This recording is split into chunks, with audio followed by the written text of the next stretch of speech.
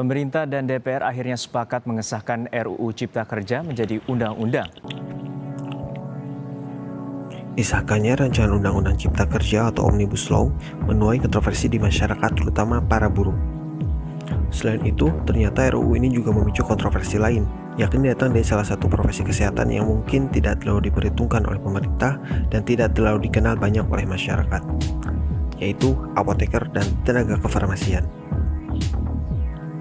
Dalam rancangan Undang-Undang Cipta Kerja Bab 6 Bagian ke-7 tentang perpajakan pasal 112 Bagian ke-2, ketentuan pasal 4A ayat 3 menyebutkan jenis jasa yang tidak dikenai pajak pertambahan nilai atau PPN diantaranya adalah jasa pelayanan kesehatan medis, di mana pada lembar penjelasan Undang-Undang halaman 751 di draft yang memiliki 812 halaman yang katanya sudah final, menjelaskan yang dimaksud pelayanan kesehatan medis diantaranya dokter, dokter gigi, dokter hewan, ahli akupuntur, ahli gigi, ahli gizi, fisioterapi, jasa kebidanan, dukun bayi, paramedis, perawat, psikolog, psikiater, jasa rumah sakit bersalin, klinik, laboratorium kesehatan, dan sanatorium, serta jasa pengobatan alternatif termasuk paranormal. Sedangkan apoteker dan tenaga kefarmasian tidak tercantum sama sekali, entah karena termasuk jasa pelayanan yang terkena PPN, atau memang tidak dianggap dan terlupakan sama sekali. Tentu ini menjadi tanda tanya besar. Dihapusnya agenda pembahasan RUU Kefarmasian di tahun 2020 dan kekecewaan terhadap Menteri Kesehatan terkait Permenkes nomor 3 tahun 2020 yang dikeluarkan Januari lalu, di mana menempatkan apoteker bersama tenaga laundry dan pemulasaran jenazah sebagai tenaga non-medis, semakin membuat tenaga kefarmasian dianaktirikan.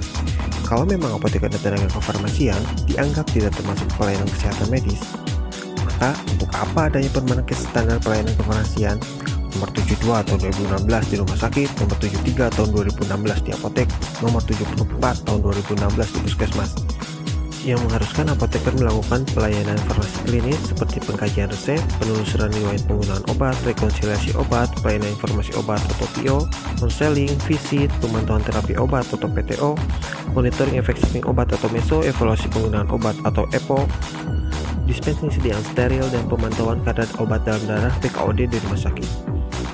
Bukankah pekerjaan tersebut merupakan pelayanan kepada pasien secara langsung? Bukankah berkaitan dengan menunjang pelayanan medis?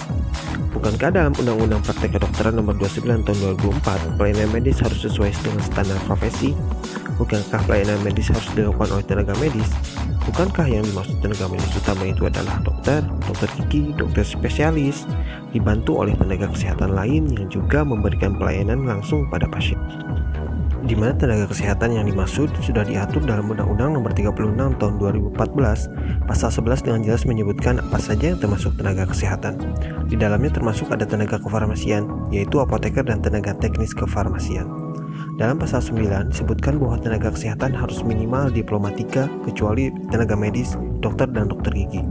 Hal ini tentu sejalan dengan Undang-Undang Kesehatan Nomor 36 Tahun 2009 Pasal 22, 23, 24 bahwa tenaga kesehatan harus memiliki kualifikasi minimum, berwenang menyelenggarakan pelayanan kesehatan sesuai profesinya, memiliki dan memenuhi kode etik, standar profesi, standar pelayanan, dan SOP. Benar, begitu kan? Apoteker dan tenaga teknis kefarmasian jelas pendidikannya, memiliki standar pelayanan dan kode etik. Dalam tugasnya pun memiliki peraturan pemerintah nomor 51 tahun 2009 tentang pekerjaan kefarmasian, serta telah mengucap sumpah profesi. Kalau dukun bayi dan paranormal, bagaimana? Kok bisa ya jadi jasa pelayanan kesehatan medis dan masuk undang-undang? Standarnya apa ya?